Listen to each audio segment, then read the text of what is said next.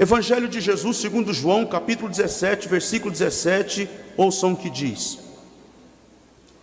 santifica-os na verdade, a tua palavra é a verdade. Vamos ler esse texto todos juntos? 1, 2, 3.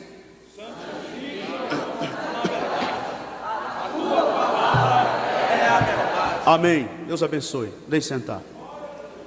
Deus abençoe a irmã Bruna, não é? Cantora, seu esposo. Deus abençoe pelo ministério de vocês. Queridos irmãos, irmãs, jovens que me ouvem hoje à noite, nós estamos diante de um texto, versículo de número 17, que ora acabamos de ler, no Evangelho de João, capítulo 17. E esse capítulo 17 do Evangelho de João, obrigado. Esse capítulo 17 do Evangelho de João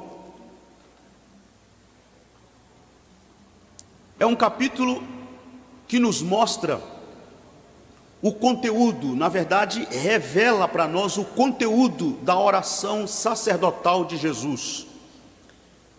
Muito se fala na oração, a oração que Jesus ensinou, Mateus capítulo 6, por exemplo, a partir do versículo 5, quando ele reprova o jeito de orar dos fariseus, dos religiosos, e ensina a partir do versículo 9 o modelo de oração. Pai nosso que estás no céu, santificado seja o teu nome. E há muitos textos que nós encontramos Jesus orando, Jesus falando de oração, Jesus ensinando a orar.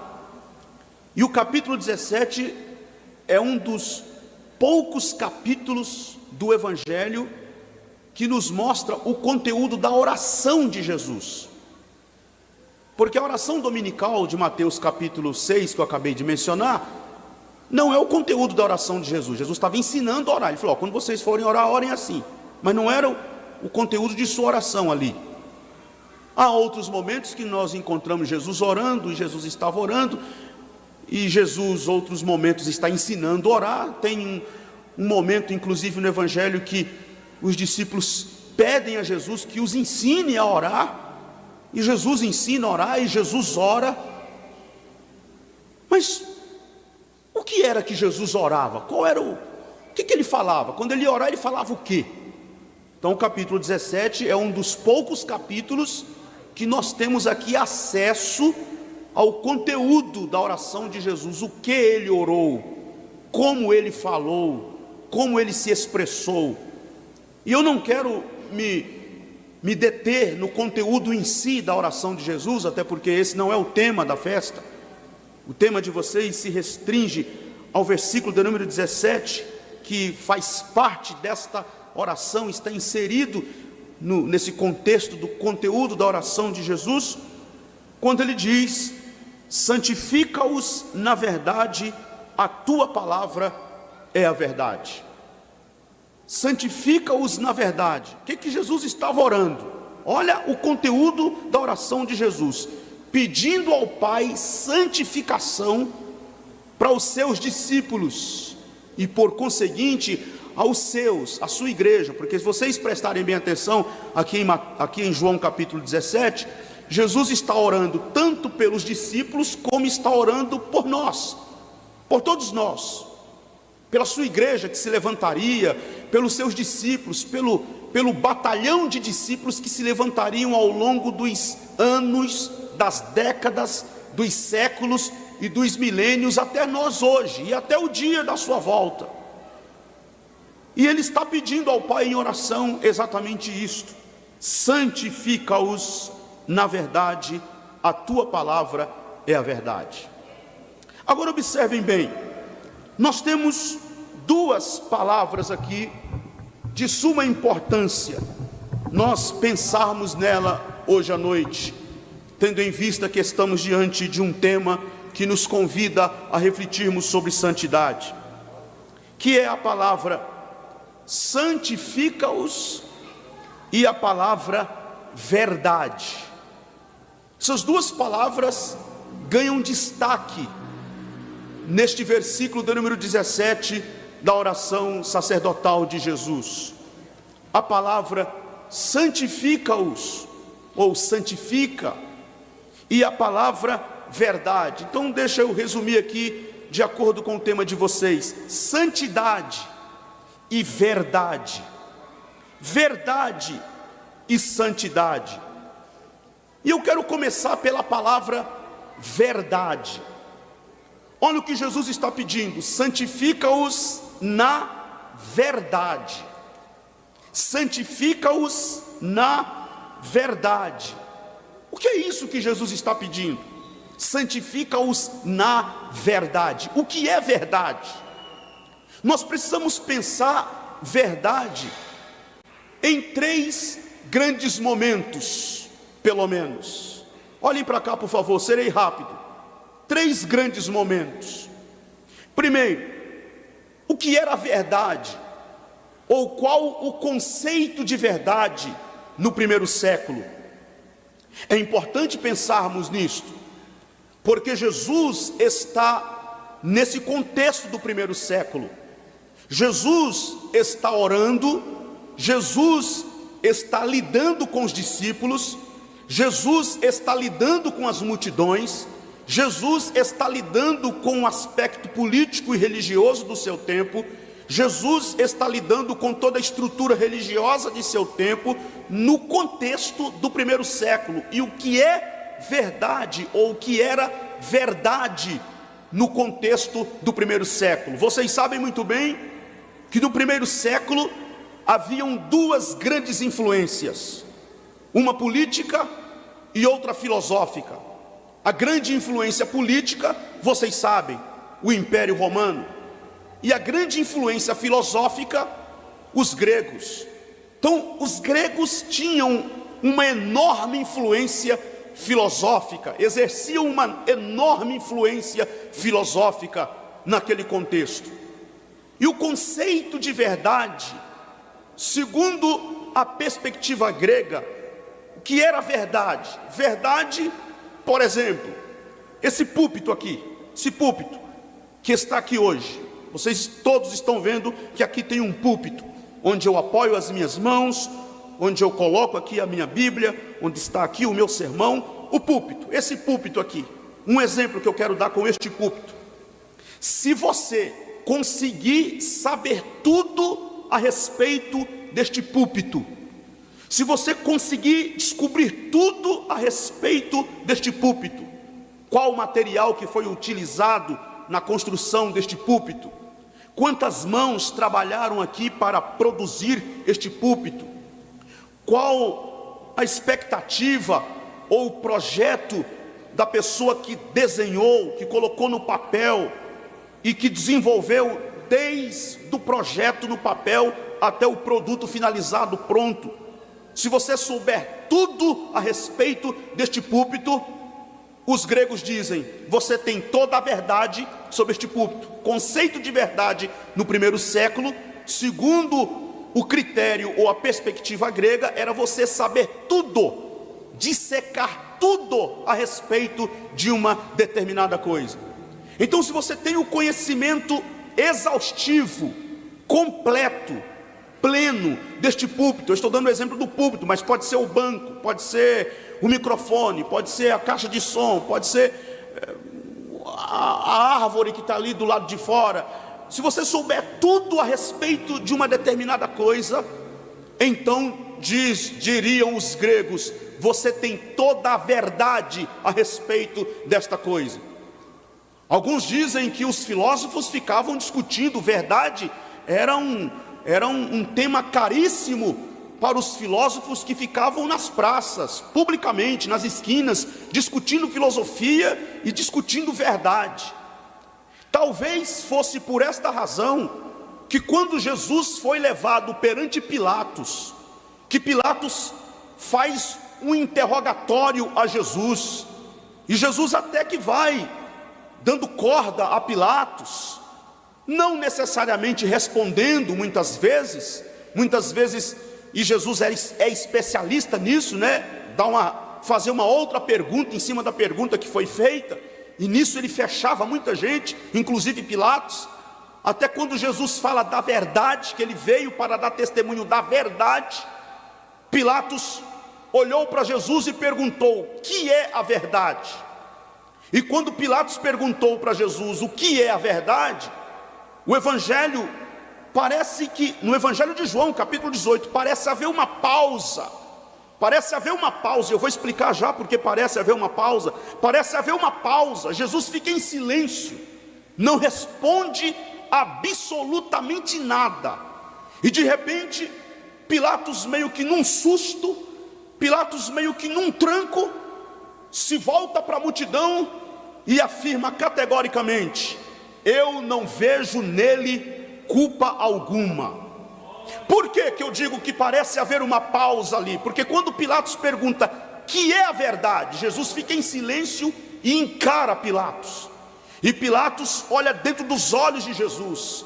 E Pilatos então estava diante da verdade, porque se os gregos discutem verdade, se os filósofos gregos discutem verdade como numa perspectiva da descoberta ou do conhecimento exaustivo de uma determinada coisa, Jesus muda completamente o conceito e, sem pronunciar palavras, se apresenta diante de Pilatos como a própria verdade encarnada.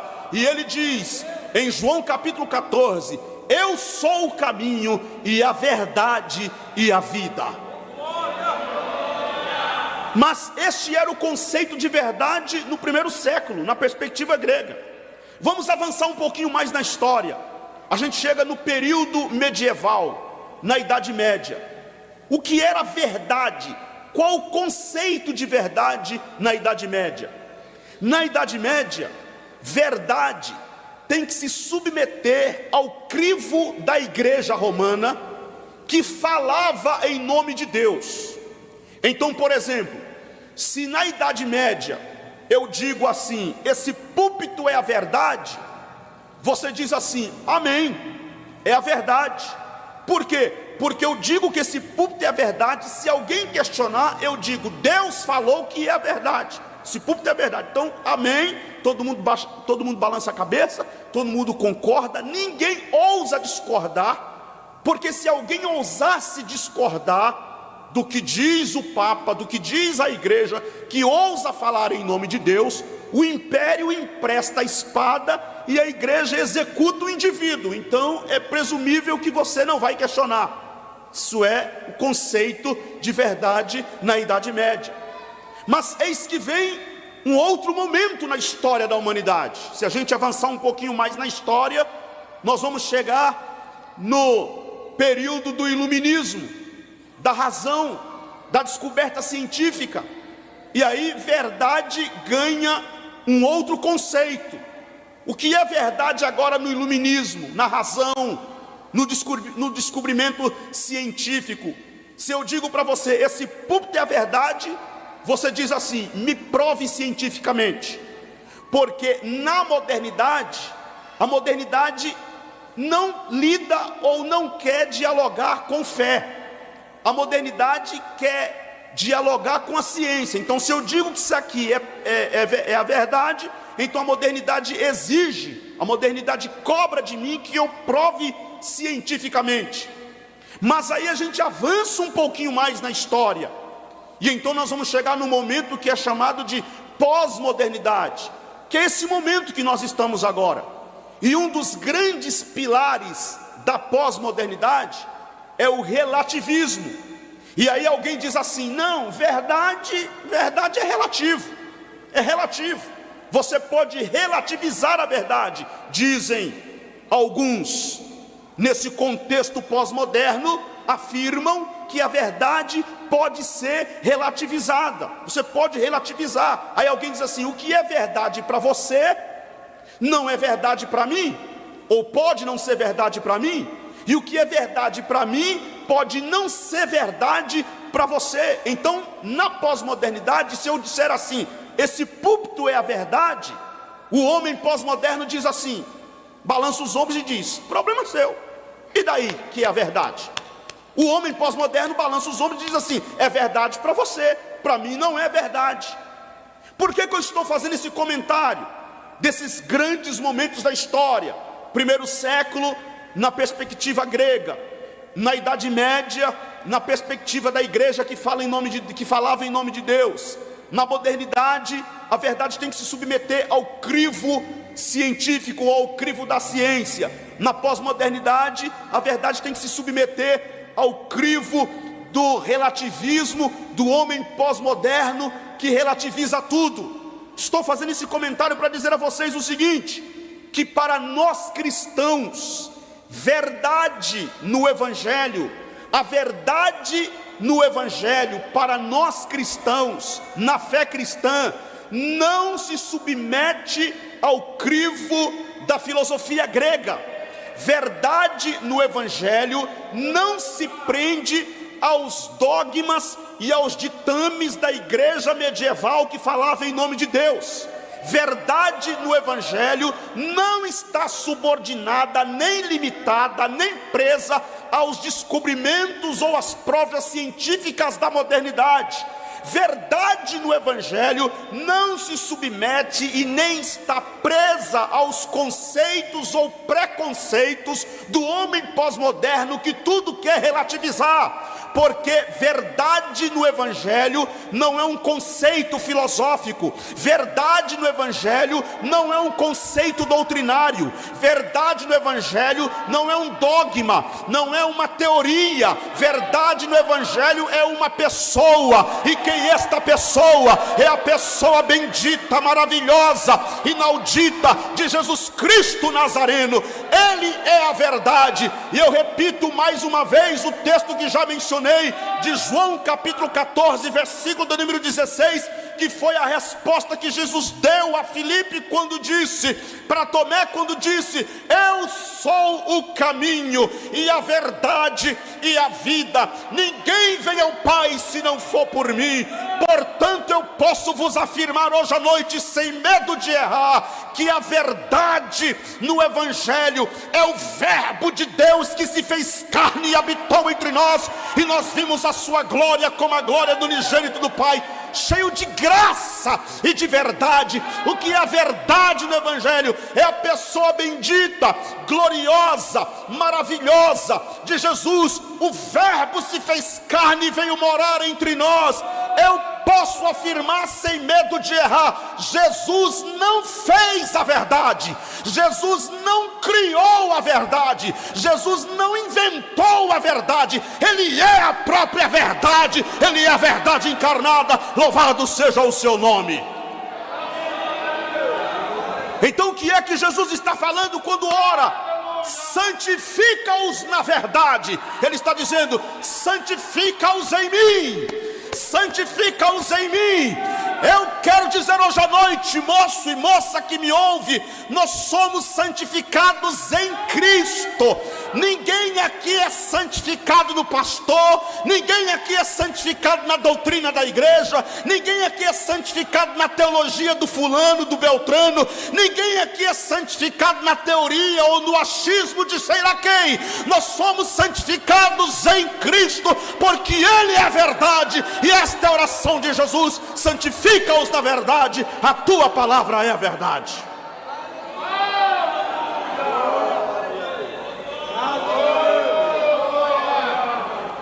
Mas vem a outra pergunta. A primeira pergunta, nós estamos tentando entendê-la aqui: o que é a verdade? A outra pergunta é: o que é santidade?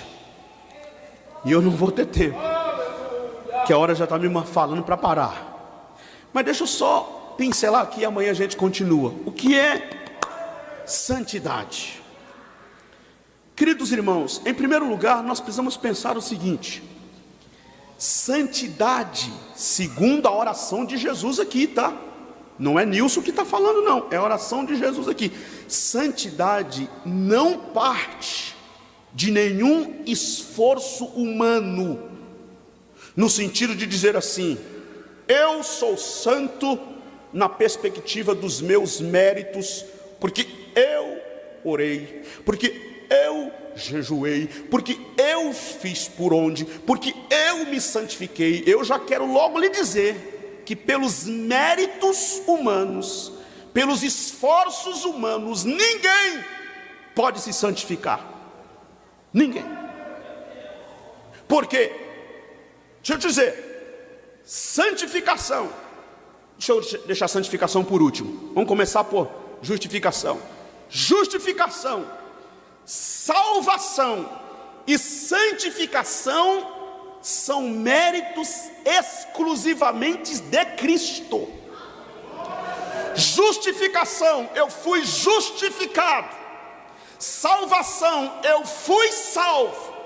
Santificação, eu fui santificado, mas não é porque eu sou bom. Eu fui justificado, salvo e santificado pelos méritos de Cristo. Então aqui, queridos, aqui derruba, né? Aqui derruba toda aquela tese de pessoas que acham que ser santo é exibir uma falsa espiritualidade, onde ele raspa a garganta o tempo todo. Você não pode brincar perto dele que ele já fecha a cara, franze o senho aqui. Ele acha que ser santo é ficar com a cara amarrada assim.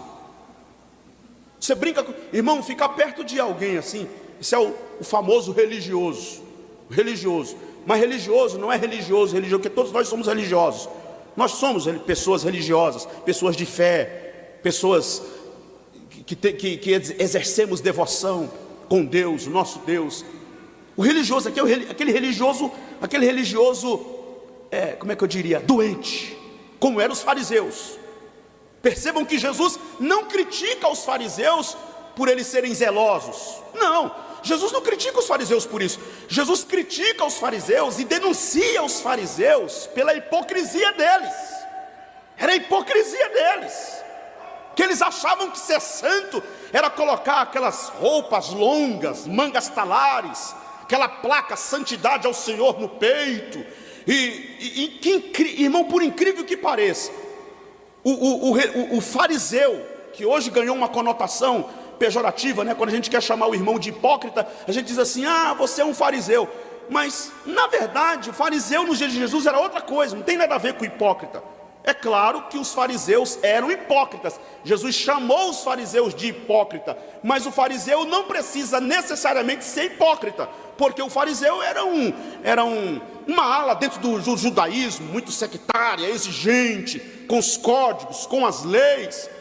E na vida comum, diferente do que a gente pensa hoje, que a gente diz assim, na igreja ele é um santo, na igreja é uma maravilha, mas em casa só Deus sabe. O fariseu nos dias de Jesus era o contrário. O fariseu na vida comum era uma maravilha. Jesus gostava da companhia do fariseu na vida comum. A Bíblia diz que Jesus foi na casa de fariseu comer com eles lá. Jesus gostava de ir na casa deles. Eles eram excelentes pessoas, todo mundo gostava deles. O problema do fariseu era quando ele chegava na igreja, que era a sinagoga. Quando o fariseu chegava lá no seu posto de fariseu, no exercício de sua liderança religiosa, irmão, aqueles homens eram implacáveis. E é a coisa mais horrível que eu ia dizendo aqui. A coisa mais horrível que tem é você lidar com um religioso desquilate, porque assim, você sempre fica sem ambiente perto do religioso doente, do religioso fanático. Você sempre fica sem ambiente. Se você brinca, ele te dá um sermão. Crente que é crente não anda brincando. Se você fica sério, ele diz assim: quem tem Jesus na vida é alegre, não fica com essa cara feia. Se você diz assim: eu adoro melancia, eu adoro só a Deus. Se você diz assim: ai, irmão, eu estou tão triste hoje, crente que é crente não anda triste. Se você diz: hoje eu estou feliz, crente que é crente tem que tomar cuidado com essa felicidade, que alguma coisa vem aí. Como é que faz com o fariseu? Com o religioso doente, adoecido, com o religioso fanático? Como é que faz? E qual era o grande problema dos fariseus? Que Jesus os denunciou.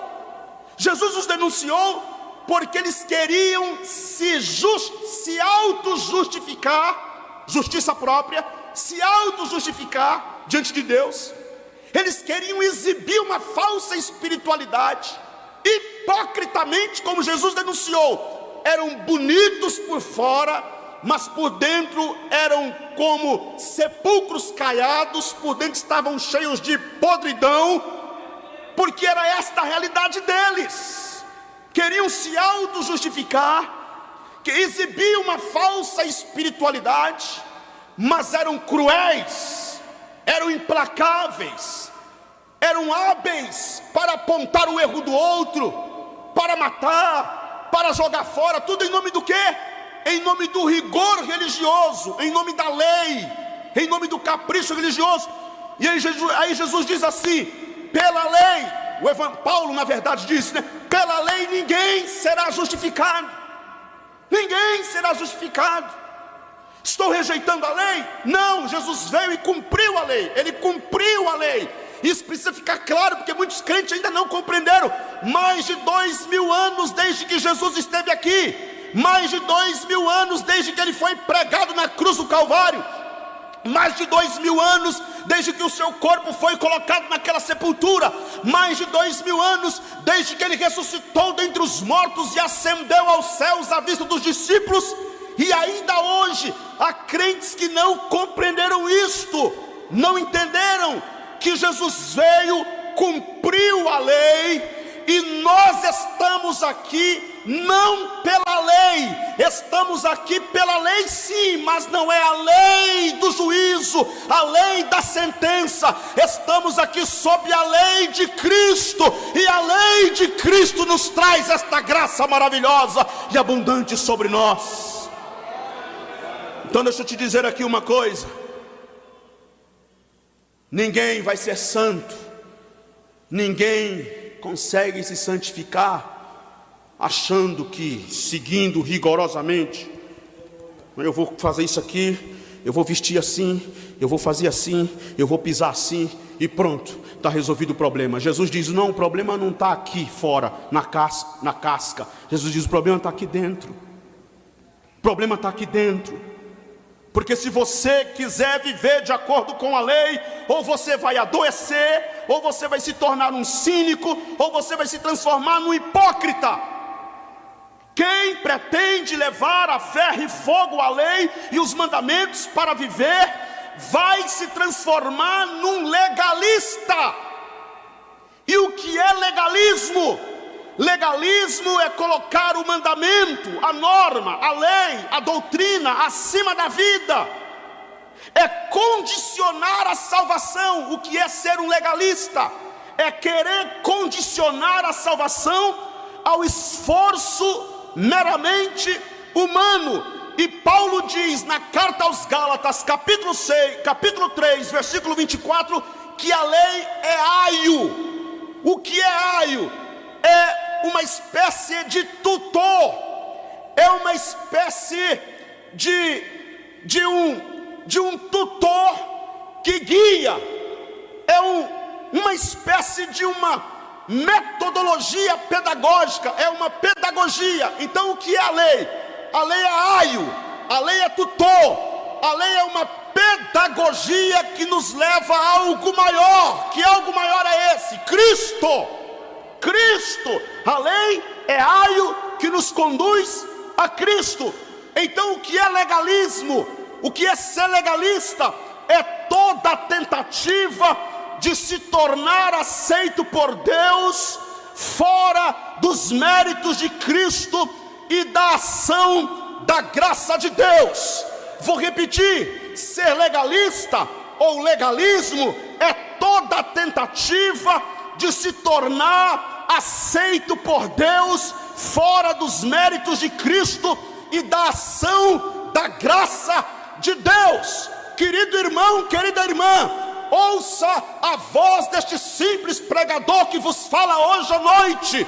Nós fomos aceitos por Deus, nós somos aceitos por Deus, mas não é por causa da cor da nossa pele, não é por causa da nossa devoção religiosa, não é porque jejuamos, oramos ou seguimos uma doutrina ou uma teologia. Nós fomos e somos aceitos por Deus por causa da pessoa bendita e maravilhosa de Cristo Jesus, que manifestou aos homens o seu amor incalculável, o seu amor inigualável, o seu amor unilateral, o seu amor incondicional demonstrado na cruz. É por isso que João 3,16 está escrito: porque Deus amou o mundo de tal maneira que deu seu Filho unigênito, para que todo aquele que nele crê não pereça, mas tenha a vida eterna. Louvado seja o seu nome.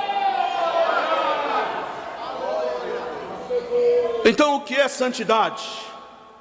Em primeiro lugar, santidade é viver sob a tutela da nova natureza de Deus, colocada pelo Espírito Santo sobre o cristão.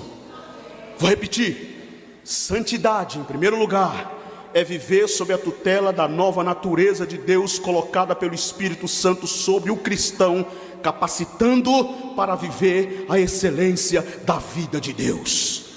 Eu não tenho tempo, mas você pode ler depois as referências de Gálatas capítulo 2, versículo 19 a 21, Filipenses capítulo 1, versículo de número 21. O que é santidade?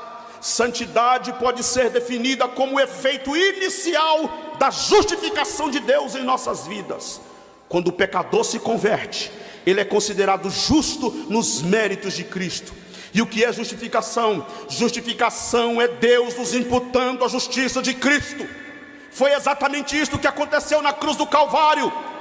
A culpa que era minha, a culpa que era tua, a culpa que era nossa, Ele tirou de sobre nós e cravou na cruz do Calvário. E a justiça que era dele, Ele colocou sobre nós, de modo que hoje nós somos justificados por Cristo e através de Cristo, porque justificação é Deus nos imputando a justiça de Cristo. Uma vez mais, justificados, uma vez justificados, dá-se início a um processo gradual de transformação de nossa natureza. Uma vez habitados pelo Espírito Santo, vamos dia a dia sendo moldados por sua influência. A terminologia bíblica é a seguinte: ela fala de sermos transformados de glória em glória. Sabe por quê? Porque santificação é de glória em glória, porque procede do Espírito Santo e não de nenhum esforço humano de obedecer a normas ou regulamentos. Tem um hino na nossa harpa que diz assim: pela fé que uma vez me foi dada para seguir o Cordeiro de Deus, pela graça de Deus enviada, andarei com valor para os céus. Aí o coro diz assim: quero andar de valor em valor e seguir a Jesus meu Senhor, até que um dia receba no céu a coroa que me dará Deus. Que é ser santo? É viver uma vida inteira influenciada pela natureza de Deus, pela natureza de Cristo. Viver uma vida de santidade, meu irmão, minha irmã, é viver uma vida que é influenciada pela natureza de Cristo, que é a nova natureza colocada em nós pelo Espírito Santo. E aí eu vou pular já para a última parte, porque aqui eu só falei do primeiro ponto. Vou pular 3 pontos e vou lá para o último, para dizer que santidade é revelar a natureza divina da qual somos coparticipantes, através de uma vida piedosa. Veja aí na sua Bíblia rapidamente, primeira epístola do apóstolo São Pedro, segunda epístola do apóstolo São Pedro, capítulo de número 1, versículo de número 4, versículo 3, para ficar melhor compreendido. Pedro escreve na sua segunda epístola, capítulo 1, versículo 3: visto como pelo seu divino poder nos têm sido doadas todas as coisas que conduzem à vida e à piedade. Piedade aqui é santidade, tá? Às vezes as pessoas confundem piedade. Ah, fulano é tão piedoso, confunde piedade com fazer caridade. Não, piedade é santidade. Olha o que ele está dizendo aqui, versículo número 3: que conduzem à vida e à piedade, pelo conhecimento completo daquele que nos chamou para a sua própria glória e virtude, pelas quais nos têm sido doadas as suas preciosas e muito grandes promessas, para que por elas vos torneis coparticipantes da natureza divina, livrando-vos da corrupção das paixões que há no mundo. O que é santidade? Santidade é revelar a natureza divina, da qual somos coparticipantes através de uma vida piedosa. O que nós vemos aqui nesse texto de Pedro? 2 de Pedro, capítulo de número 1, conforme eu li, vemos aqui um argumento lógico e simples.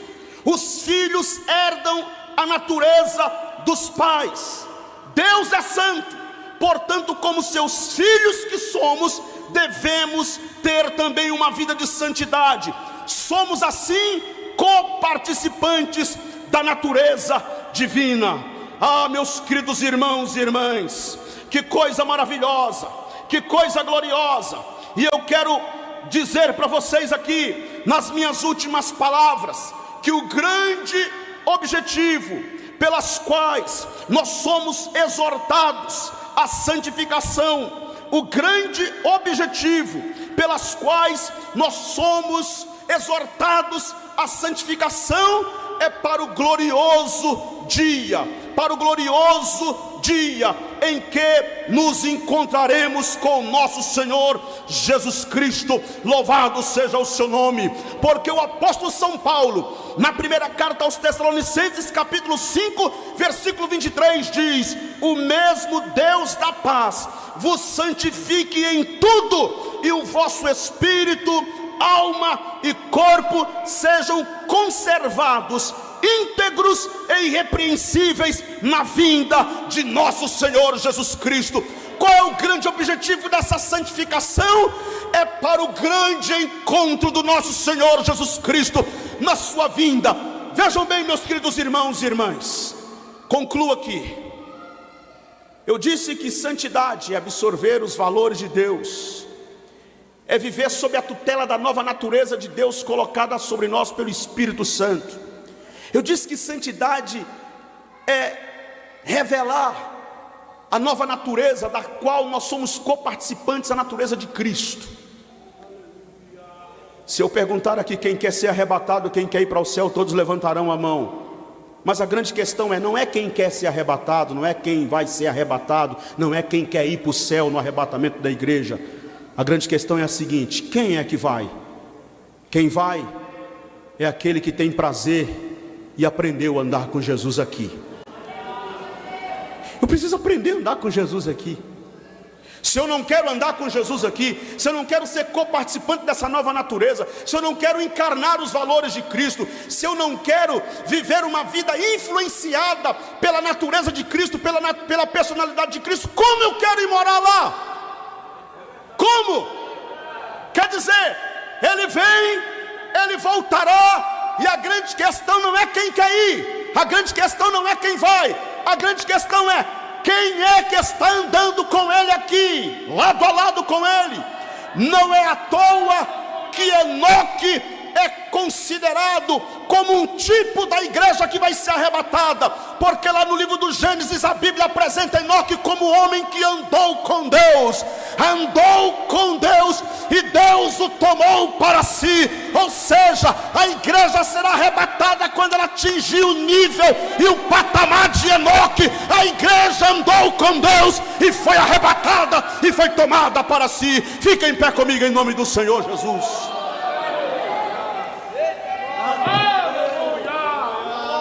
Santifica-os na verdade, a tua palavra é a verdade.